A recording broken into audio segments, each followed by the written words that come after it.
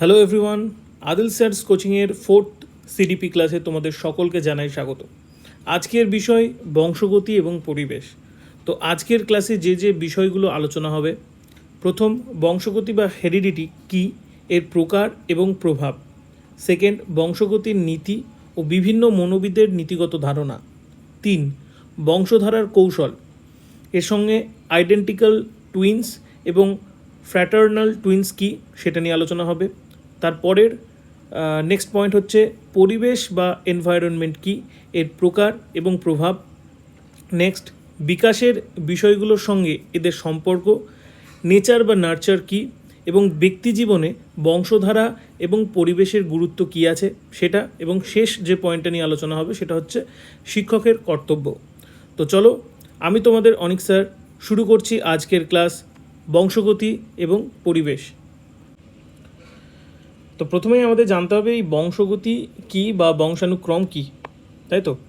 তাহলে এক কথায় আমরা বলতে পারি সেটা হচ্ছে জন্মসূত্রে যা আমরা পাই তাই বংশগতি বা হেরিডিটি। এবার এই হেরিডিটি শব্দটা কোথা থেকে এসছে? হেরিডিটি শব্দটা হচ্ছে ল্যাটিন শব্দ হেরিডিটাস শব্দ থেকে এসছে, যার অর্থ হচ্ছে এমন কিছু যা ব্যক্তির নিজস্ব সম্পত্তি এবং তা উত্তরাধিকার সূত্রে পেয়েছে। তার মানে হেরিডিটাসের অর্থ হচ্ছে একটা ব্যক্তি এমন কিছু জিনিস উত্তরাধিকার সূত্রে পায়। ওকে, তাহলে সংজ্ঞা আমরা এটা বলতে পারি, বংশগতির সংজ্ঞা আমরা এটা বলতে পারি যে বংশগতি হলো একটি শিশু জন্মক্ষণে, মানে যখনই জন্মাচ্ছে, জাইগোট ফর্মে আছে, তখনই তার উত্তরাধিকার সূত্রে পাওয়া, অর্থাৎ পূর্বপুরুষ থেকে অর্জন করা সমস্ত জৈব এবং মানসিক বৈশিষ্ট্যের সমষ্টি। শুধুমাত্র মানসিক নয় বা শুধুমাত্র জৈবিক নয়, জৈব মানসিক বৈশিষ্ট্যের সমষ্টি। তাহলে বংশগতি হলো একটি শিশু জন্মক্ষণে তার উত্তরাধিকার সূত্রে পাওয়া, অর্থাৎ পূর্বপুরুষ থেকে অর্জন করা সমস্ত জৈব মানসিক বৈশিষ্ট্যের সমষ্টি। তাহলে বংশগতি কী সেটা আমরা জানতে পারলাম। এবার বংশগতিকে দুটো ভাগে ভাগ করা হয়েছে। এখানে আমি ছবিটা এঁকেছি, দেখো বংশগতিকে দুটো ভাগে ভাগ করা হয়েছে। একটা হচ্ছে বায়োলজিক্যাল হেরিডিটি বা জৈবিক বংশগতি, আর একটা হচ্ছে সামাজিক বংশগতি বা সোশ্যাল হেরিডিটি। জৈবিক বংশগতি বা বায়োলজিক্যাল হেরিডিটি মানে যেটা আমরা পূর্বপুরুষ থেকে, বাবা মার কাছ থেকে পাই, সেরকম চেহারা, আকার, আকৃতি, হাইট, এবং এর সাথে সাথে কিছু কিছু রোগ আছে যেগুলো আমরা কিন্তু পারিবারিকভাবে পেয়ে থাকি। এবং সামাজিক হেরিডিটি থেকে কী কী পাই, যে সমাজের রীতিনীতি, আচার আচরণ, দক্ষতা, প্রথা, এটাও কিন্তু আমরা আমাদের পরিবার থেকে বংশানুক্রমিকভাবে পেয়ে থাকি, জিনগতভাবে আর কি। আর এখানে একটা আমি সংজ্ঞা উল্লেখ করে রেখেছি, যেটা হচ্ছে আমাদের জেমস ড্রেভারের কথা, কারণ এটা সিটেটে প্রশ্নটা এসেছিলো, মানে এই সংজ্ঞাটা তুলে দিয়েছিল এবং বলেছিল এটা কে বলেছিলেন। যেহেতু আমাদের ডাব্লিউবি টেট, সিটেট থেকে অনেক প্রশ্ন নিয়ে প্রশ্ন দেয়, তার জন্য এই সংজ্ঞাটা দিয়েছি। সেটা হচ্ছে heredity is the transmission from parents to offspring of physical and mental characteristics. ঠিক আছে, বংশগতির সংজ্ঞাটাই জাস্ট ইংলিশে দেওয়া আছে। তাহলে আমরা কী কী নিচ্ছি? একটা হচ্ছে বংশগতি থেকে আমরা হেরিডিটি ওয়াইজ পাচ্ছি, সেটা হচ্ছে বায়োলজিক্যাল হেরিডিটি, যেখান থেকে আমাদের চেহারা, আকার, আকৃতি এগুলো পাচ্ছি। এবং কিছু জিনিস আছে সেটা হচ্ছে সামাজিক বংশগতি, যেগুলো মানে আমাদের পূর্বপুরুষরা সমাজে থাকার জন্য যে রীতি নীতি, প্রথা, আচার আচরণ, বিভিন্ন রকমের স্কিল বা দক্ষতা বা প্রথা যেগুলো মেনটেন করেছে, সেগুলোও কিন্তু আমরা জন্মগতভাবে পেয়ে থাকি। ওকে, নেক্সট পেজে আছে দেখো বংশগতির নীতি।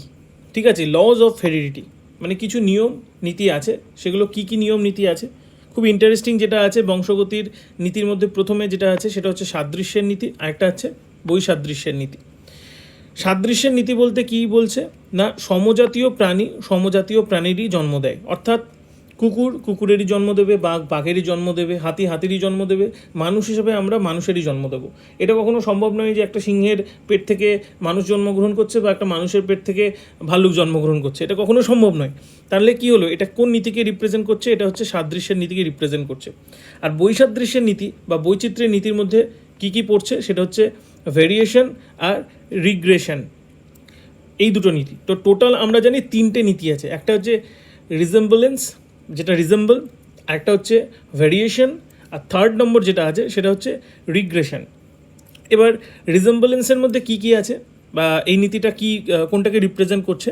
যেমন বাবা মা তেমনই সন্তান, অর্থাৎ বাবা মা যদি বেঁটে হয় তাহলে সন্তানও বেঁটে হবে, বাবা মা কালো আছে তাহলে সন্তানও কালো জন্মাবে, এবং তার সাথে সাথে বাবা মার যদি কোনো রোগ থাকে, হাই সুগার, হাই প্রেশার, সেগুলোও কিন্তু বাচ্চাদের মধ্যে দেখা যাবে। মানে রিজেম্বল হচ্ছে আমাদের একটা পরিবারের মধ্যে বাবা মার সাথে যেমন চেহারার মিল থাকে, ভাই বোনের সাথেও চেহারার মিল থাকে, দাদু ঠাকুমার সাথেও অনেক সময় চেহারার মিল থাকে। এই যে মিল বা এই যে রিজেম্বল আমরা দেখতে পাচ্ছি, এটা কোনটাকে রিপ্রেজেন্ট করছে? সাদৃশ্যের নীতিটাকে রিপ্রেজেন্ট করছে, তাই তো? এবার আমরা যখন বৈসাদৃশ্যের বা বৈচিত্র্যের নীতি দেখছি, তখন ভেরিয়েশন চলে আসছে। এটা কীরকম? যে বাবা মা যেমন হবে, সন্তান হবে ঠিক তার উল্টো। কীরকম ব্যাপার? মানে বাবা মা বেঁটে কিন্তু সন্তান লম্বা হয়েছে, বা বাবা মা কালো, সন্তান হয়েছে ফর্সা বা সাদা, বা বাবা মা হয়তো অতটা সুন্দর নয় দেখতে কিন্তু সন্তান হয়েছে সুন্দর দেখতে, বা উল্টোটাও হতে পারে যে বাবা মা যতটা সুন্দর সন্তান কিন্তু অতটা সুন্দর হয়নি দেখতে, বা বাবা মা যতটা হাইটে লম্বা হওয়া উচিত ছিল সন্তানের, সন্তান কিন্তু অতটা হাইটে হয়নি, অর্থাৎ মেটে হয়েছে। এবার এই ভ্যারিয়েশনের উপর কারা কারা কাজ করেছে, কারা কারা রিসার্চ করেছে? প্রথম যেটা আছে সেটা হচ্ছে আমাদের মেন্ডেলে আমাদের মটর গাছ, মাধ্যমিকের পরীক্ষার সময় আমরা পড়ে এসেছি যে মটর গাছের উপর তিনি পরীক্ষা করেছেন এবং সেখান থেকে পরিবর্তন উনি লক্ষ্য করেছেন, বিভিন্নতা উনি লক্ষ্য করেছেন। তারপর লেমার্ক করেছেন জিরাফের ওপর, মানে জিরাফ যে আমরা জিরাফকে দেখছি এত বড় গলা, ঠিক আছে, এত বড় গলা, এটা কিন্তু প্রথম থেকেই ছিল না, ঠিক আছে। পরিবেশে অভিযোজন করতে করতে তাদের এই গলাটা বেড়ে যায়, প্রথম থেকেই কিন্তু জিরাফের গলা এত বড় ছিল না। তাহলে এটাও কি হচ্ছে? ভেরিয়েশন এসছে, কোনো একটা জিনে এই ভেরিয়েশনটা এসছে এবং তারপর থেকে পরবর্তী জেনারেশনে এটা রয়ে গেছে। এবং লাস্ট হচ্ছে সেটা হচ্ছে ডারউইন যেটা বলেইছিলেন, সার্ভাইভাল টু দ্য ফিটেস্ট, অর্থাৎ পরিবেশে থাকতে গেলে, অভিযোজন করতে গেলে অনেক কিছুই আমাদেরকে যেটা আগে ছিল না সেটা পরবর্তী সময়ে জিনে সেটা চলে এসছে। যেরকম সাপের, ন্যাশনাল জিওগ্রাফি যদি তোমরা সবাই দেখো, আশা করি আমরা সবাই ন্যাশনাল জিওগ্রাফি বা ডিসকভারি দেখি, ওখানে দেখতে পাবে যে সাপের কিন্তু আগে পা ছিল, সেই পাগুলো কিন্তু পরবর্তী সময়ে কী হয়েছে? বিলুপ্ত হয়ে গেছে, কারণ বারবার ঘষা লেগে লেগে লেগে লেগে একটা টাইমে কিন্তু এই পা দুটো চলে যায়, নিয়ে সাপের পা কিন্তু আর থাকে না। সাপ অন্যান্য সরীসৃপের মতো তাদেরও আগে পা ছিল, কিন্তু পরবর্তী টাইমে সে পা আর থাকে না, কারণ সেটা আর দরকার হয় না। তার মানে সেটা কি? সেটা ভেরিয়েশনটা চলে আসে কোনো একটা জিনে। এটা একটা জাস্ট উদাহরণ হিসেবে আমি তোমায় বললাম। তো এরা তিনজন কিন্তু এই ভেরিয়েশনের ওপর কাজ করেছেন। এবার লাস্ট, মানে 3 নম্বর যে পয়েন্টটা যেটা আমি বলছিলাম সেটা হচ্ছে রিগ্রেশন। এটা কিসের ওপর রিপ্রেজেন্ট করছে? এটা কিন্তু গুণ বা দক্ষতার ওপর এই জিনিসটা হচ্ছে। আর এই জিনিসটা কে বের করেছেন? মানে এই জিনিসটা করেছেন সোনেরসন, ঠিক আছে। সোনেরসন কিন্তু এটার ধারণাটা দিয়েছে, রিগ্রেশনের ধারণাটা দিয়েছে কীরকম? যে বাবা মা বেশি আইকিউ আছে, বাবা মার বুদ্ধি অনেক বেশি, বাবা মার আইকিউ অনেক বেশি, কিন্তু সন্তানদের কিন্তু আইকিউ সেই তুলনায় কম। এটা কিন্তু আমরা প্র্যাকটিক্যাল মানে নিজেদের জীবনেও দেখতে পাই এরকম। মানে আমি পার্সোনালি দেখেছিলাম, আমার অভিজ্ঞতায় বলছি, তখন আমি স্কুলে পড়ি এবং আমার স্কুলে যাওয়ার আগে একটা বাড়ি ছিল যেখানে কিন্তু বাবা মা দুজনেই প্রফেসর, কিন্তু সেই তুলনায় তার ছেলে মেয়ে কিন্তু পড়াশোনা বেশি দূর করতেই পারেনি, এইচএস অবধি। এই নয় যে তার পরিবেশটা ভালো ছিল না বা তার আর্থিক অবস্থা ভালো ছিল না, কিন্তু যে কারণেই হোক মানসিকভাবে মানে বাবা মা দুজনেই প্রফেসর, কিন্তু স্বাভাবিকভাবে তার ছেলে বা সন্তান হিসাবে সেও একটা সামাজিকভাবে সেরকম একটা প্রতিষ্ঠানের সাথে যুক্ত থাকবে বা হায়ার স্টাডি করবে, এটাই আশা করেছিলাম বা করে থাকি আমরা সমাজে। কিন্তু দেখা গেছিলো যে তার সন্তান কিন্তু উচ্চ মাধ্যমিক অবধি কোনো রকমের টেনে টুনে পড়েছে। অর্থাৎ কি? সেই সন্তানের কিন্তু সেই আইকিউ ছিল না যেটা তার বাবা মার মধ্যে ছিল। এটা জাস্ট উদাহরণ হিসেবে বললাম, এটা কোনো ব্যক্তিগত কোনো রিজন নয়, জাস্ট উদাহরণ হিসেবে বলছি। এরকম উদাহরণ আমরা অনেকেই দেখতে পাই। সেটা হচ্ছে যে বাবা মার আইকিউ বেশি আছে কিন্তু সন্তানদের কম, বা বাবা মার আইকিউ অতটা নেই কিন্তু সন্তানের আইকিউটা অনেক বেশি, ঠিক আছে। তো এটা রিগ্রেশনের মধ্যে পড়ছে। রিগ্রেশনের মধ্যে ম্যাক্সিমাম এটাই হয় যে বাবা মার আইকিউ বেশি কিন্তু সেই তুলনায় সন্তানদের কম। আর এটা মতবাদটা কে দিয়েছিলেন? এটা মতবাদটা দিয়েছিলেন সোনেরসন। তাহলে টোটাল 3টে জিনিস আছে, এক হচ্ছে রিজেম্বলেন্স, সেকেন্ড হচ্ছে ভেরিয়েশন এবং থার্ড হচ্ছে রিগ্রেশন। ওকে, এটাই হচ্ছে আমাদের লজ অফ হেরিডিটির মধ্যে পড়ছে, মানে বংশগতির নীতির মধ্যে পড়ে যাচ্ছে। এবার চলে যাচ্ছে নেক্সট পয়েন্ট যেটা ছিল, সেটা হচ্ছে বিভিন্ন মনোবিদের নীতিগত ধারণা। সেটা কিসের ওপর ছিল? বংশগতির নীতি নিয়ে।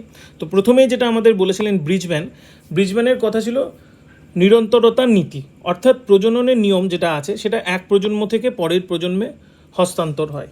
এই নীতিটাই হচ্ছে ব্রিজম্যানের এবং এটাকে বলা হচ্ছে নিরন্তরতার নীতি। সেকেন্ড যেটা বলেছিলেন ব্রিজম্যান সেটা হচ্ছে অর্জিত গুণ স্থানান্তর হয় না। অর্জিত গুণ স্থানান্তর হয় না, অর্থাৎ মানে কোনো একজন হয়তো নিজে চর্চা করে গানটা খুব ভালো শিখেছেন, কিন্তু নট নেসেসারি যে তার সন্তান পরবর্তী জেনারেশন যে হবে বা যারা এসছে তারা ওই গানটা ভালো গায় বা তাদের গলায় গানটা আছে, অর্থাৎ সেই পার্টিকুলার স্কিল বা গুণটা কিন্তু সেটা স্থানান্তর হচ্ছে না। কিন্তু পরবর্তী টাইমে অর্জিত গুণ কখনো কখনো স্থানান্তরিত হয়, এটা নিয়ে লেমার্ক গবেষণা করেছেন এবং বলেছে হতে পারে যে হয়তো বাবা মার যে গুণটা আছে সেটা হয়তো ডিরেক্ট সন্তান পায়নি, কিন্তু তার দাদু দিদার গুণটা চলে এসছে। তার মানে কি অর্জিত গুণ দাদু দিদা বা দাদু ঠাকুমার যে গুণটা ছিল সেটা চলে এসছে। কারণ এই পুরো জিনিসটা বংশগত, এই পুরো জিনিসটা কন্ট্রোল করে যেহেতু জিন, এবং জিন কোনটাকে সক্রিয় করবে আর কোনটা নিষ্ক্রিয় হবে, কোন জিনিসটা কোন গুণটা সেটা কিন্তু কেউ বলতে পারে না। কিন্তু কখনো কখনো কী হয়, এই স্কিলটা একটা জেনারেশন স্কিল রিপিট হয়ে আরেকটা জেনারেশনে আসছে, তার জন্য অর্জিত গুণ কিন্তু কখনো কখনো স্থানান্তরিত হচ্ছে। এটা কে বলেছে? এটা লেমার্ক বলেছে। তারপরে আছে কি গাল্টনের নীতি। গাল্টন কি বলেছেন? বৈশিষ্ট্য কেবল তার মাতা পিতার কাছ থেকে সন্তানরা পায় না, পূর্বপুরুষ থেকেও আসতে পারে। একটু আগে যে উদাহরণটা দিলাম যে পিতা মাতার থেকে ডিরেক্ট হয়তো পেরো না, কিন্তু দাদু ঠাকুমা বা তার পূর্বপুরুষের কাছ থেকে কোনো একটা গুণ বা কোনো একটা বৈশিষ্ট্য কিন্তু বাচ্চারা পেয়ে গেল। তারপরে 5 নম্বর, যেটা মেন্ডেলের সময় আমি বলেছিলাম যে মেন্ডেলের বিভিন্নতার নীতি, সেটা কি হয়েছিল? পরিবর্তিত বা বিভিন্নতা কিংবা মিশ্র বৈশিষ্ট্য কিন্তু স্থানান্তরণ ঘটেছিল। কারণ আমরা সবাই যখন মাধ্যমিকে পড়েছিলাম তখন ওই মটর গাছের যে পরীক্ষাটা তিনি করেছিলেন, গোলাকার এবং কোচকানো, একটা লম্বা এবং বেটে, এবং পরবর্তী 3টে জেনারেশনের পর দেখা গেছিলো যে একটা পার্সেন্টেজে সেগুলো কিন্তু বারবার রিপিট হচ্ছে এবং সেটার মধ্যেও কিন্তু পরিবর্তন বা ভ্যারিয়েশন দেখতে পাওয়া যাচ্ছে। তাহলে এই কয়েকটা পয়েন্ট, মানে এই 5টা পয়েন্ট হচ্ছে আমাদের মনোবিদের নীতিগত ধারণা যেটা হয়েছিল বংশগতি নিয়ে, সেটার ওপর আলোচনা করলাম। চলে যাচ্ছি নেক্সট পয়েন্টে। হ্যাঁ, এখানে একটা জিনিস স্টার্ট দিয়ে করেছি, সেটা হচ্ছে এমসিকিউ এই প্রশ্নটা আসতে পারে, যেহেতু মেন্ডেলকে কি বলা হয়? ফাদার অফ হেরিডিটি এবং ফাদার অফ মডার্ন জেনেটিক্স। তো এই প্রশ্নটা বহুবার রিপিট হয়েছে আমাদের টেটে, সেটা হচ্ছে ফাদার অফ হেরিডিটি কাকে বলা হয়। তার জন্য এই কয়েকটা জিনিস জেনে রাখাই ভালো, বেশি জানার দরকার নেই। সেটা হচ্ছে গ্রেগর মেন্ডেল ছিলেন একজন ধর্মযাজক এবং তিনি ছিলেন অস্ট্রিয়বাসী, ঠিক আছে? এবং তাকে কি বলা হয়? তাকে বলা হয় ফাদার অফ হেরিডিটি এবং ফাদার অফ মডার্ন জেনেটিক্স। এবং তিনি যে দুটো বক্তব্য দিয়েছিলেন, এই দুটো বক্তব্য খুব ইম্পর্টেন্ট, সেটা আমাদের একটু মনে রাখতে হবে। সেটা হচ্ছে বংশগতি হচ্ছে একটি নির্ধারক উপাদান, তিনি বংশগতিকে বলেছিল একটা নির্ধারক উপাদান, ও পরিবেশ একটি সাধারণ শক্তি। অর্থাৎ মানে বংশগতি থেকে তো আমরা সমস্ত কিছু মানসিকভাবে, জৈব মানসিক দৈহিক এভাবে তো পেয়েই যাচ্ছি, মানসিক দৈহিক এবং জৈব মানসিক এই 3টে জিনিস তো আমরা পেয়েই যাচ্ছি। কিন্তু পরিবেশ যদি সঠিকভাবে না হয়, অর্থাৎ একটা কোয়ালিটি সে জিনগতভাবে পেয়েছে, কিন্তু পরিবেশ তার কাছে যদি ঠিকঠাক না হয়, সে যদি পরিবেশটা তার কাছে সহায়তা না করে, সে যদি সঠিক পরিবেশে না পড়ে, তাহলে কিন্তু যতই সে বৈশিষ্ট্য নিয়ে আসুক, যতই গুণ নিয়ে সে জন্মাক, সেই বাচ্চাটা বা সেই শিশুটা বা সেই ব্যক্তিটা, সে কিন্তু সেইভাবে সেই বৈশিষ্ট্যটাকে ফুটিয়ে তুলতে পারবে না। তার জন্য কিন্তু বংশগতি এবং পরিবেশ দুটোই কিন্তু খুব ইম্পর্টেন্ট একটা জিনিস। তার জন্য তিনি বলেছিলেন যে বংশগতি একটি নির্ধারক উপাদান এবং পরিবেশ একটি সাধারণ শক্তি। এবং তার পরের পয়েন্টেই দেখো তিনি কি বলেছিলেন। তিনি বলেছিলেন বিকাশের জন্য কিন্তু বংশগতি এবং পরিবেশ এই দুটোই সমান জরুরি। কারণ ওই যে বললাম, বংশগতিভাবে সে হয়তো অনেক গুণ নিয়ে জন্মেছে, কিন্তু পরিবেশ তার কাছে সঠিক না পাওয়ায়, পরিবেশ তার কাছে ঠিকঠাক না পাওয়ায় সে কিন্তু সেই গুণগুলো ঠিকভাবে বহিঃপ্রকাশ করতে পারেনি, বা সেই গুণগুলো, বৈশিষ্ট্যগুলো কিন্তু সেভাবে প্রকাশ পায়নি। তার মানে বংশগতি বৈশিষ্ট্যের প্রধান 3টে ভাগ আছে, সেটা আমাদের মনে রাখতে হবে। একটা হচ্ছে মানসিক বৈশিষ্ট্য, সেকেন্ড হচ্ছে দৈহিক বৈশিষ্ট্য, এবং থার্ড যেটা আছে সেটা হচ্ছে জৈব মানসিক বৈশিষ্ট্য। আচ্ছা, এখানে একটা পয়েন্ট আমি বলে দিই, যখন প্রথম সংজ্ঞার সময় বলেছিলাম এই প্রশ্নটা এসেছিল, তখন আলোচনা করতে একটু ভুলে গেছিলাম। সেটা হচ্ছে যদি এমসিকিউ এরকম প্রশ্ন দেয়, মানে নেক্সট ক্লাসে যখন আমি এমসিকিউ করাবো সেখানে এরকম একটা প্রশ্ন রাখার চেষ্টা করব। সেটা হচ্ছে এই বংশগতিটা কি? বংশগতি কি শুধুমাত্র মানসিক বৈশিষ্ট্যের সমষ্টি, বা শুধুমাত্র মানসিক বৈশিষ্ট্যকে রিপ্রেজেন্ট করে, নাকি শুধুমাত্র জৈবিক বৈশিষ্ট্যকে রিপ্রেজেন্ট করে? এরকম প্রশ্ন দিয়ে দিতে পারে আমাদেরকে, মানে আমাদেরকে একটু কনফিউশনে ফেলার জন্য কিন্তু এরকম প্রশ্ন দিয়ে দেয়। কিন্তু আমাদের সবসময় মাথায় রাখতে হবে জৈব এবং মানসিক এই এই দুটোরই কিন্তু সমষ্টি হচ্ছে আমাদের হেরিডিটি। ওকে, চলে যায় যেখানে আমরা ছিলাম, যেটাই আলোচনা করছিলাম সেখানে। হ্যাঁ, তো বংশগতির কিন্তু বংশগতির বৈশিষ্ট্যে মানে হেরিডিটি বৈশিষ্ট্যে কিন্তু তিনটে প্রধান ভাগ আছে। একটা হচ্ছে মানসিক বৈশিষ্ট্য, একটা হচ্ছে দৈহিক বৈশিষ্ট্য, আর থার্ড হচ্ছে সেটা হচ্ছে জৈব মানসিক বৈশিষ্ট্য। এই পয়েন্টটা আলোচনা করার সঙ্গেই কিন্তু আমি ওই পয়েন্টটা তোমাদেরকে বুঝিয়ে দিলাম, কারণ ওখান থেকে কিন্তু অনেক রকম প্রশ্ন আসে। নেক্সট পেজে যাচ্ছি। নেক্সট পেজে আছে দেখো বংশধারার কৌশল। এই বংশধারাটা কীভাবে হচ্ছে সেটা একটু আমাদেরকে জেনে রাখা দরকার। তো দেখো পয়েন্ট করে করে জাস্ট কি পয়েন্টগুলোই আমি তোমাদের সাথে আলোচনা করি, কারণ প্রত্যেকের কাছে বই আছে আমি জানি এবং প্রত্যেকেই তোমরা পড়াশোনা করছো, কিন্তু কি পয়েন্টগুলো হলে তোমাদের মনে রাখতে সুবিধা হবে, কারণ আমাদের কিন্তু এমসিকিউ বেসড প্রশ্ন আসে। তো প্রথম পয়েন্টটা কি আছে দেখো, প্রাণীর প্রত্যেকটা সেল মানে কোষ, ঠিক আছে, প্রত্যেকটা সেল বা কোষ যেটাই আমরা বলি না কেন, তো এই প্রত্যেকটা সেল বা কোষ সমসংখ্যক ক্রোমোজোম দিয়ে তৈরি হয়, ক্রোমোজোম দিয়ে তৈরি, ঠিক আছে। আর মানুষের ক্ষেত্রে বিশেষ করে এই ক্রোমোজোমের সংখ্যা হচ্ছে 23 জোড়া বা টোটাল হচ্ছে 46টা, এটাও আমরা জানি। যার মধ্যে 22 জোড়া হচ্ছে অযৌন ক্রোমোজোম যেটাকে অটোজোম বলে, আর 1 জোড়া হচ্ছে যৌন ক্রোমোজোম যেটাকে বলা হয় সেক্স ক্রোমোজোম। তাহলে এই 1 জোড়া যে সেক্স ক্রোমোজোম আছে, এই 1 জোড়া সেক্স ক্রোমোজোমই কিন্তু আমাদের জন্মের উপর সবচেয়ে বেশি ইম্পর্টেন্ট যদি বলা হয় সেটা হচ্ছে এই সেক্স ক্রোমোজোম। এই সেক্স ক্রোমোজোমের উপর ডিপেন্ড করেই কিন্তু পরবর্তী জেনারেশনের সন্তান কী হবে, মেয়ে হবে না ছেলে হবে, সেটা কিন্তু নির্ভর করছে। সেটার আমি একটা ছবি এঁকেছি এবং সেটা নিয়ে পরবর্তী সময়ে আলোচনা করছি। তার আগে আমি জাস্ট পয়েন্টগুলো বলে দিই। তো এই 23টি ক্রোমোজোম একটা আসে পিতা থেকে, 23 জোড়া ক্রোমোজোম একটা পিতার থেকে আসে, মানে 23টা ক্রোমোজোম আসে পিতা থেকে আর 23টা আসে তোমার মাতার থেকে। এবং এই নারীদের যৌন ক্রোমোজোম বা যেটা আছে সেক্স ক্রোমোজোম, এটা হচ্ছে XX, ঠিক আছে। তা মেয়েরা কিন্তু দুটো XX ক্রোমোজোমই দিতে পারে, আর এদিকে পুরুষরা দিতে পারে কিন্তু X আর Y, ঠিক আছে। তাহলে মেয়েরা শুধুমাত্র XX ক্রোমোজোম দিচ্ছে, মানে মেয়েরা শুধু দেয় XX, আর ছেলেরা দিচ্ছে কি XY। আর তাহলে XX হলে মেয়ে হচ্ছে আর XY হলে কিন্তু ছেলে সন্তান জন্মাচ্ছে। এটার আমি একটা ছবি এঁকেছি, সেই ছবিটা যখন বোঝাবো তখন আরেকবার ভালোভাবে আলোচনা করে নিচ্ছি। তো এই কয়েকটা পয়েন্ট মনে রাখতে হবে। আর জিন দুরকম, যেটা আমি একটু আগে বললাম, সেটা হচ্ছে ডমিনেট, একটা হচ্ছে সক্রিয়, একটা হচ্ছে রিসেসিভ মানে হচ্ছে নিষ্ক্রিয়। এবার এই জিনটা কোন বৈশিষ্ট্যটাকে সক্রিয় করবে এবং কোন বৈশিষ্ট্যটাকে পরবর্তী জেনারেশনে নিষ্ক্রিয় করবে, সেটা কিন্তু ডিপেন্ড করছে জিনের উপর। সেটা পুরোটাই ডিপেন্ড করছে জিনের উপর, মানে এটা এইভাবে বলা যায় না যে কোনটা অ্যাক্টিভ হবে আর কোনটা অতটা অ্যাক্টিভ থাকবে না, মানে রিসেসিভ মোডে থাকবে, ঠিক আছে। চলে যাচ্ছি নেক্সট পেজে। নেক্সট পেজে দেখো ফার্টিলাইজেশনের উপর আমি একটা ছবি এঁকেছি তোমাদের বোঝানোর সুবিধার জন্য, একটা ফার্টিলাইজেশনের উপর ছবি এঁকেছি। সেটা হচ্ছে পিতা বা ছেলে বা মাতা বা মেয়ে। এখানে একটা জাস্ট ছবি আঁকার চেষ্টা করেছি। এটা একটা মেয়ে, জাস্ট চুল বড় করেছি। তো ছেলে আর মেয়ে এটা কী দিচ্ছে, 23 জোড়া আছে, তার মধ্যে অটোজোম 22 জোড়া, সেক্স ক্রোমোজোম 1 জোড়া যেটা হচ্ছে XY, আর এখানে হচ্ছে XX, ঠিক আছে। তো এটা যখন তারা দিচ্ছে এবং তারা দেওয়ার পর ধরো X বা Y, এখান থেকে ধরো একটা X, এখান থেকে একটা X, তাহলে এটা কি হলো, এটা একটা মেয়ে সন্তান জন্মগ্রহণ করবে। আবার এখান থেকে ধরো দিল Y, আর এখান থেকে ধরো দিল X, তাহলে কি হবে, সেখানে সন্তান ছেলে হবে।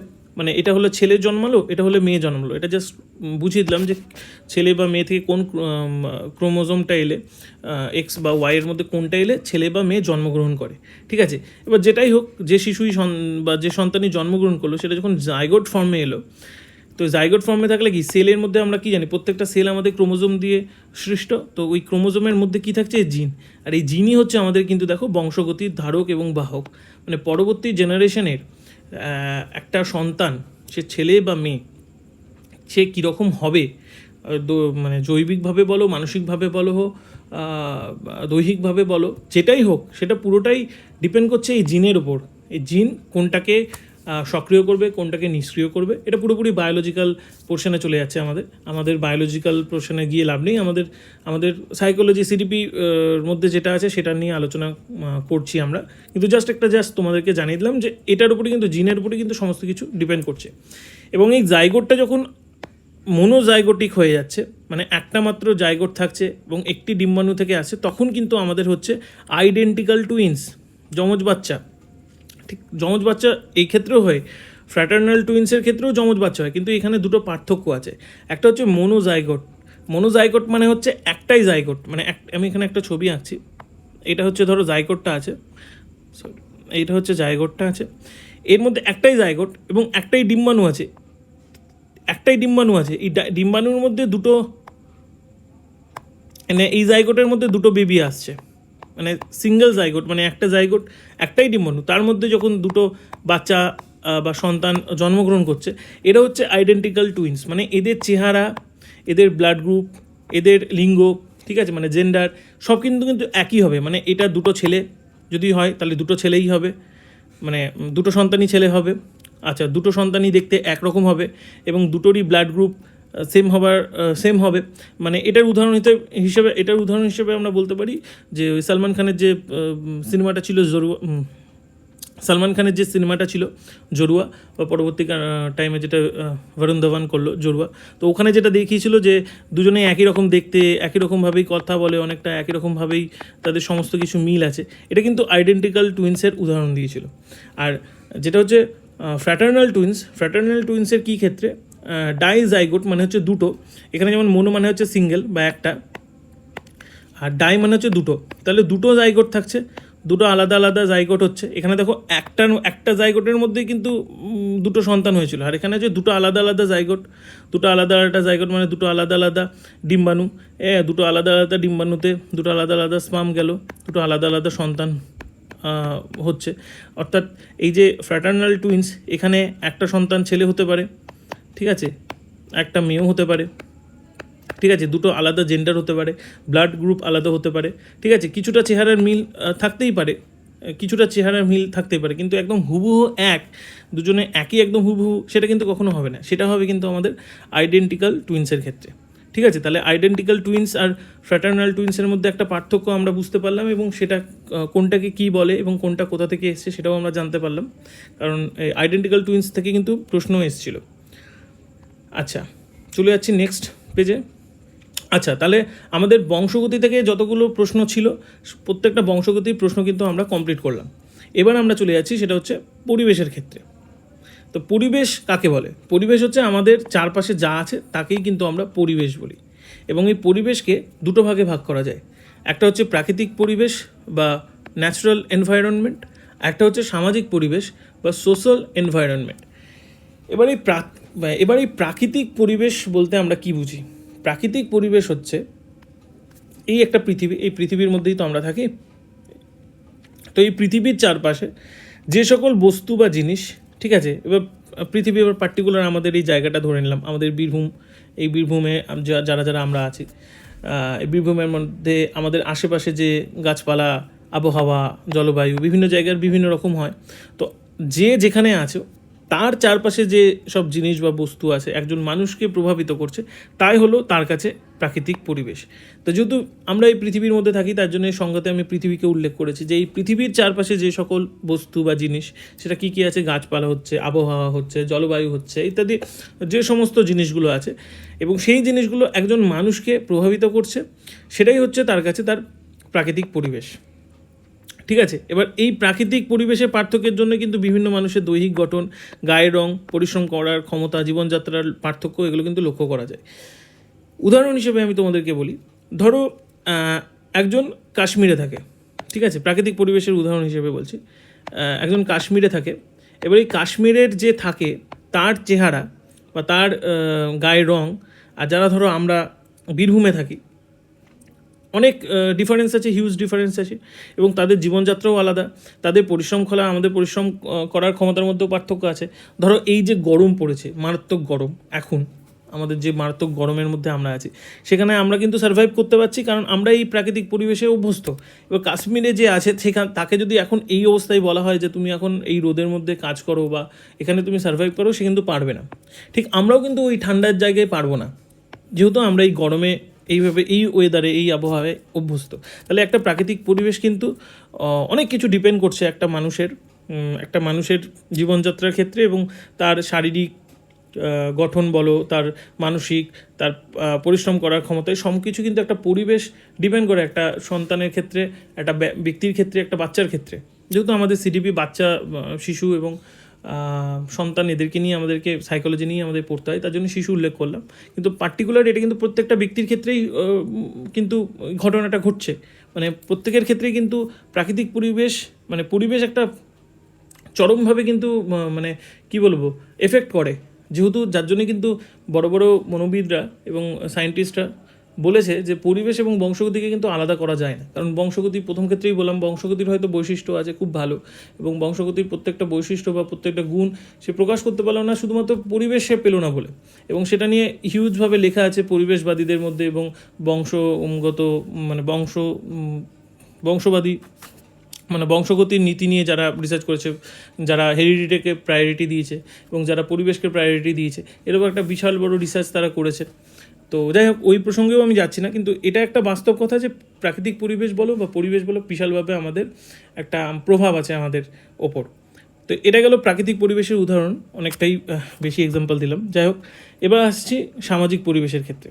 তো সামাজিক পরিবেশটা কি? সামাজিক পরিবেশ হচ্ছে একজন মানুষ তার চারপাশের পরিবেশ থেকে যা কিছু শিখেছে, মানে একটা সোসাইটির কাছ থেকে যা কিছু শিখেছে, অর্থাৎ কি, ভাষা হতে পারে, ধর্ম হতে পারে, নিয়ম নীতি, সামাজিক মেলবন্ধন, বন্ধুবান্ধব, পরিবার, স্কুল, পাড়া, প্রতিবেশী, এই সমস্ত কিছু কিন্তু একটা সামাজিক পরিবেশের উদাহরণ। তাহলে আমরা প্রত্যেকে সমাজবদ্ধ জীব, আমরা মানুষরা, তো প্রত্যেকে তাদের পূর্বপুরুষের কাছ থেকে কিন্তু এই জিনিসটা জিনগতভাবেও পেয়ে আসছে, প্লাস যে জন্মাচ্ছে, যে ভূমিষ্ঠ হচ্ছে, যে সন্তান, বা আমরাও কিন্তু একটা সামাজিক পরিবেশের মধ্যে কিন্তু মানুষ হচ্ছে, এবং সেখানে আশেপাশের ভাষা, ধর্ম, নিয়ম নীতি, সামাজিক মেলবন্ধন, বন্ধু বান্ধব, পরিবার, স্কুল, পাড়া, প্রতিবেশী বা যে সোসাইটিতে মিশছি, সেটার কিন্তু নিয়ম নীতির মধ্যে কিন্তু আমরা অভ্যস্ত হয়ে যাচ্ছি। তাহলে পরিবেশকে আমরা দুভাগে ভাগ করতে পারছি, একটা হচ্ছে প্রাকৃতিক পরিবেশ আর একটা হচ্ছে কিন্তু সামাজিক পরিবেশ। পরের পয়েন্টে কী আছে, এবার আছে যে physical factors, family, school and teachers, মানে এগুলো কিন্তু বেশি করে এফেক্ট করে। কী কী আছে? এক হচ্ছে ফিজিক্যাল ফ্যাক্টরস, সেটার উল্লেখ করে দিয়েছি, যে শারীরিক এবং ভৌগোলিক অবস্থা একটি শিশুর বিকাশে অনেক বেশি প্রভাব ফেলে, যার উদাহরণ হিসেবে কাশ্মীর এবং আমাদের বীরভূমের উদাহরণ দিলাম। তার সাথে সাথে সে কোন পরিবারে জন্মগ্রহণ করেছে, সেখানকার কালচার কীরকম আছে, সেটার পরিবেশ কীরকম আছে, সেটাও কিন্তু একটা বিশালভাবে এফেক্ট করে একটা সন্তানের ক্ষেত্রে বা একটা মানুষের ক্ষেত্রে বা একটি ব্যক্তির ক্ষেত্রে। তাছাড়া স্কুল, কোন স্কুলে পড়ছে এবং সেখানকার টিচার্স, এই তিনটে পয়েন্ট কিন্তু খুব ইম্পর্টেন্ট। পরিবেশের মধ্যে কিন্তু এই তিনটে পয়েন্ট খুবই ইম্পর্টেন্ট। এছাড়া পরিবেশকে আরও দুটো ভাগে ভাগ করা যাচ্ছে। একটা হচ্ছে প্রাক ভূমিষ্ঠ পরিবেশ, মানে জন্মগ্রহণ করার আগে ও যখন মায়ের গর্ভে আছে, সেটাকে বলছি আমরা প্রাক ভূমিষ্ঠ পরিবেশ। আর নেক্সট যেটা আছে সেটা হচ্ছে উত্তর ভূমিষ্ঠ পরিবেশ, মানে পরবর্তী টাইমে সে যখন জন্মগ্রহণ করলো সন্তান হয়ে, তারপরের পরিবেশে কী কী পড়ছে, সেটা হচ্ছে প্রাকৃতিক পরিবেশ, যেটা প্রথমেই পয়েন্ট বললাম, সেটা পড়ছে। পারিবারিক পরিবেশ, মানে কোন পরিবারে সে জন্মগ্রহণ করছে, সেখানকার কালচার, আদব কায়দা, রীতিনীতি, সেগুলো। তারপর বিদ্যালয়ের পরিবেশ, সে যখন একটা বিদ্যালয়ে ঢুকছে, বিদ্যালয়ে পড়াশোনা করছে, সেই বিদ্যালয়ের পরিবেশ কেমন, সেটাও কিন্তু ডিপেন্ড করছে সেই বাচ্চাটার ক্ষেত্রে, সে কীভাবে মানুষ হবে, তার বিকাশ, সামাজিক বিকাশ কীভাবে ঘটবে, সামাজিকীকরণ কীভাবে ঘটবে, সেটার উপর। তারপরে আছে সমাজ বা পরিবেশ, সমাজ বলতে তার আশেপাশের সোসাইটি, এটাকে বোঝাচ্ছে। এবং তারপরে লাস্টে যেটা আছে সেটা হচ্ছে কর্মজীবন পরিবেশ, যে বড় হয়ে একটা মানুষ তার কর্মজীবনে যেখানে যাচ্ছে, সেখানেও একটা পার্টিকুলার একটা আলাদা কালচার থাকে, আলাদা পরিবেশ থাকে, সেটাও কিন্তু ডিপেন্ড করে। তাহলে পরিবেশকে দুভাগে ভাঙছি, একটা হচ্ছে প্রাকভূমিষ্ঠ পরিবেশ, একটা হচ্ছে উত্তর ভূমিষ্ঠ পরিবেশ। নেক্সট পয়েন্টে চলে যাচ্ছি। তো নেক্সট পয়েন্টে যেটা দেওয়া আছে সেটা হচ্ছে বিকাশে প্রভাব বিস্তারকারী গুরুত্বপূর্ণ, মানে সবচেয়ে বেশি গুরুত্বপূর্ণ যে দুটো মেন পয়েন্ট আছে, সেটা হচ্ছে একটা হচ্ছে বংশগতি, যেটা একটু আগে আলোচনা করলাম, এবং পরিবেশ, যেটা এখনই আমরা আলোচনা করলাম। তাহলে এই দুটোই কিন্তু খুব ইম্পর্টেন্ট, কোনো একটাকে বেশি বা কোনো একটাকে কম বলা যায় না কিন্তু। অর্থাৎ ডেভেলপমেন্টকে আমি বলতে পারি, ডেভেলপমেন্ট ইজ ইকুয়াল টু হচ্ছে পরিবেশ ইন্টু বংশগতি, মানে environment into heredity is equal to হচ্ছে ডেভেলপমেন্ট। এটা জিনিসটা কিন্তু আমাদের মনে রাখতে হবে। ওকে, এবার বিকাশের যে বিষয়গুলো আছে, বিকাশের বিষয়গুলোর মধ্যে কিন্তু আমাদের পড়ে যাচ্ছে, আমরা যখন প্রথমেই বলেছিলাম আলোচনা করবো, সেখানে কিন্তু এই পয়েন্টটা ছিল নেচার এবং নার্চার কী। কারণ এখান থেকে কিন্তু প্রশ্ন আসে সিটেটে বহুবার, এবং আমাদের WB টেটেও ভবিষ্যতে আসবার চান্সেস আছে 90%। তো এই নেচারটা কি? নেচার মানে হচ্ছে প্রকৃতি। প্রকৃতি মানে যে প্রকৃতিটা আমরা কিন্তু বংশগতভাবে পেয়ে আসছি, মানে হেরিডিটি ওয়াইজ, মানে জিনগত বৈশিষ্ট্যের প্রকৃতি কিন্তু এখানে বলছে। জিনগত বৈশিষ্ট্যের প্রকৃতি মানে হচ্ছে হেরিডিটি, মানে বংশগতিভাবে যে প্রকৃতিটা পাচ্ছি। তাহলে বংশগতিভাবে যে প্রকৃতিটা আমরা পাচ্ছি, এটা কি? এটা কিন্তু স্ট্যাটিক, মানে স্থিতিশীল, মানে কনস্ট্যান্ট। এই বৈশিষ্ট্যগুলো যেগুলো আমরা পেয়ে আসছি, এটাকে কিন্তু আলাদাভাবে চেঞ্জ করা যাচ্ছে না। চেঞ্জ করা যাচ্ছে না মানে কীরকম বলছি? ধরো গায়ের রং, চোখের রং, ঠিক আছে, বিভিন্ন স্কিল, ঠিক আছে, যেমন ধরো নেপালিরা যেমন অনেক বেশি খাটতে পারে, পাহাড়ে যারা থাকে নেপালিরা আমাদের তুলনায়, বাঙালিদের তুলনায়, কথায় কথায় আছে, এটা কোনো পার্সোনাল কোনো বিষয় নয়, কিন্তু তারা অনেক বেশি কর্মঠ হয়, আমরা হই না, কারণ ওদের জিনেই কিন্তু সেই জিনিসটা আছে। এবং এই জিনিসগুলো কিন্তু কনস্ট্যান্ট, এগুলো কিন্তু কনস্ট্যান্ট। আর যেটা হচ্ছে নার্চার, মানে পোষণ করছি আমরা এনভায়রনমেন্ট থেকে, সোশ্যাল থেকে, পরিবেশগত অভিজ্ঞতার ফলে যেটা আমরা করছি, এটা কিন্তু ডাইনামিক বা গতিশীল বলতে পারি বা পরিবর্তনশীল বলতে পারি। কীরকম বলছি, ধরো এমন একটা পরিবেশে, মানে আমি ধরো পাহাড়ে চলে গেলাম, বা আমরা কেউ হয়তো পাহাড়ে চলে গেলাম এবং ওখানে জীবনযাত্রার সাথে আমরা পুরোপুরি ওতপ্রোতভাবে মিশে গেলাম। তো প্রথম ক্ষেত্রে আমাদের কষ্ট হলেও কিন্তু আস্তে আস্তে পরিবেশে কিন্তু আমরা মানিয়ে নেব, এবং আস্তে আস্তে আমরা যারা ধরো সমতলে আছি, তারা যখন পাহাড়ে চলে যাব, আস্তে আস্তে ওখানকার স্কিল কিন্তু আমরা অ্যাডপ্ট করে নেব এবং আস্তে আস্তে ওদের মতনই একজন হয়ে যাব। তখন কিন্তু আমাদের সাথে অন্যদের তুলনা করলে তাদের থেকে আমরা বেশি কিন্তু কর্মঠ হব। যেহেতু আমি এই উদাহরণটা দিলাম, নেপালি এই উদাহরণটা দিলাম, সেই জন্য কিন্তু এই উদাহরণটা আসছে, আর কোনো কারণ নাই। তাহলে পরিবেশগতভাবে আমরা যে অভিজ্ঞতাটা পাই, ওটা কিন্তু পরিবর্তনশীল, এবং ওটা আমরা চাইলেই ওটা কিন্তু অ্যাডপ্ট করতে পারি। কিন্তু যেটা আমরা জিনগতভাবে পেয়ে আসছি, যেটাকে আমরা নেচার বলছি বা প্রকৃতি বলছি, ওটা কিন্তু কনস্ট্যান্ট বা স্ট্যাটিক। প্রশ্ন কীরকম আসে, নেচার বা নার্চারের মধ্যে কোনটা স্ট্যাটিক বা কোনটা স্থিতিশীল? তখন কিন্তু আমাদের বলতে হবে যে নেচারটা হচ্ছে প্রকৃতি, যেটা সেটা কিন্তু হচ্ছে স্থিতিশীল, আর নার্চার মানে পোষণ যেটা আমরা পাচ্ছি কার কাছ থেকে, সেটা হচ্ছে এনভায়রনমেন্ট বা পরিবেশের কাছ থেকে, সেটা কিন্তু হচ্ছে গতিশীল বা পরিবর্তনশীল। এবার এর ওপর দেখো কে কী মন্তব্য দিয়েছে সেটা একটু আলোচনা করি। সেটা হচ্ছে পিঁয়াজে বলেছেন, এখানে পেঁয়াজে নেক্সট চ্যাপ্টার, মানে এর পরের চ্যাপ্টার আছে সামাজিকীকরণ, তারপরেই আমরা যখন পেঁয়াজে চলে যাবো, ভাইগটস্কি চলে যাবো, সেখানে আরও ভালোভাবে ডিটেলসে জানবো। জাস্ট এই প্রসঙ্গে আমি এটা বলে রাখছি, সেটা হচ্ছে পেঁয়াজে বলেছেন কিন্তু নিজে নিজে শিখলে কী হয়, ইন্ট্রা, এই টার্মগুলো যেহেতু আসে তার জন্য কিন্তু আমি এগুলো করে রেখেছি তোমাদের জন্য। যাই হোক, পেঁয়াজে বলেছেন নিজে নিজে শিখলে সেটাকে বলছে সেলফ লার্নিং, সেটাকে বলছে ইন্ট্রা। আর যখন সমাজের কাছ থেকে আমরা কোনো কিছু শিখছি, সেটা হচ্ছে ইন্টার্ন। তার মানে কোনো কিছু যখন আমরা সমাজের কাছ থেকে হেল্প নিচ্ছি, ঠিক আছে, হেল্প নিচ্ছি সমাজের কাছ থেকে, তখন সেটাকে বলছি আমরা ইন্টার্ন। আর যখন নিজে নিজে আমরা কোনো কিছু করছি, মানে সেলফ লার্নিং করছি, তখন সেটাকে বলতে হচ্ছে ইন্ট্রা। তাহলে এই ইন্ট্রা এবং ইন্টার্ন কি, এটা আমরা জানতে পারলাম, কারণ এখান থেকেও প্রশ্ন আসে। এবং সেলফ লার্নিংয়ের বিষয়ে বলেছেন আমাদের পেঁয়াজে প্রজ্ঞাভিত্তিক বিকাশ, এবং সোশ্যাল লার্নিংয়ের ব্যাপারে বলেছেন আমাদের ভাইগটস্কি। ওকে, আচ্ছা, বিকাশের বিষয়গুলোর মধ্যে আরও দুটো যে ইম্পর্টেন্ট বিষয় আছে, সেটা হচ্ছে প্রাথমিক ও পরবর্তী অভিজ্ঞতা। মানে প্রাথমিক যে অভিজ্ঞতাটা আমরা যখন আমরা পড়ছিলাম বিকাশের ডেভেলপমেন্টের ক্ষেত্রে, সেখানেও বলেছিলাম যে প্রাথমিক বিকাশ কিন্তু পরবর্তী অভিজ্ঞতা বা পরবর্তী বিকাশে অনেক বেশি এফেক্টেড। তাহলে এই পয়েন্টটাও আমাদের মনে রাখতে হবে। এবং তারপর 3 নম্বর পয়েন্ট আছে যেটা, সেটা হচ্ছে ধারাবাহিকতা বনাম বিচ্ছিন্নতা। যেহেতু বিকাশের ক্ষেত্রে আমি বলেছিলাম যে ধারাবাহিকভাবে সেটা এগিয়ে থাকে, কারণ বিকাশ কখনো থামে না। বনাম বিচ্ছিন্নতা অর্থাৎ হচ্ছে কোনো কারণে যদি সঠিক পরিবেশ না পায়, বা সঠিকভাবে পরিবেশ যদি না পায়, কোনো সঠিক পরিবেশ যদি কেউ না পায়, তাহলে কিন্তু সেখানে বিকাশটা কী হবে, সেখানে বিচ্ছিন্ন হয়ে যাবে, বিচ্ছিন্নতা চলে আসবে, থেমে থাকবে না। কারণ বিকাশ যেহেতু কখনো থামে না, তার জন্য থেমে থাকবে না, কিন্তু ধারাবাহিকতার সাথে একটা বিচ্ছিন্নতা চলে আসবে, বনাম বিচ্ছিন্নতা চলে আসবে। তাহলে এই 3টে পয়েন্ট আমাদের মনে রাখতে হবে। এক হচ্ছে বিকাশের পর্যায়ের মধ্যে প্রথম হচ্ছে নেচার এবং নার্চার, সেকেন্ড হচ্ছে আমাদের প্রাথমিক এবং পরবর্তী অভিজ্ঞতা। কারণ প্রাথমিক অভিজ্ঞতাকে অনেক বেশি মানে প্রাথমিক বিকাশের ক্ষেত্রে কিন্তু বিকাশের ক্ষেত্রে কিন্তু প্রাথমিক অভিজ্ঞতা অনেক বেশি ম্যাটার করে, পরবর্তী অভিজ্ঞতা কেমন হবে তার উপর। এবং ধারাবাহিকতা এবং বিচ্ছিন্নতাটাও নির্ভর করছে একটা পরিবেশের উপর। কারণ পরিবেশ যদি সঠিক পাওয়া যায়, সেখানে কিন্তু অনেক জিনিস আছে যেগুলো হয়তো জিনগতভাবে, কেউ হয়তো, মানে একটা উদাহরণ হিসেবে বলছি, কেউ হয়তো জিনগতভাবে তার হাইট হয়েছে 5 ফুট 5 ইঞ্চি, কিন্তু সে যদি পরিবেশ সঠিক পায় এবং সে যদি একটু এক্সারসাইজ করে, সে হয়তো 5 ফুট 6 বা 7 ইঞ্চি কিন্তু হতে পারে। তাহলে এই যে তার যে বৈশিষ্ট্য ছিল জিনগতভাবে, এবং সে পরিবেশের জন্য কিন্তু এতটা ও নিজের বিকাশ করতে পারলো। কেন করতে পারলো? পরিবেশের জন্য করতে পারলো।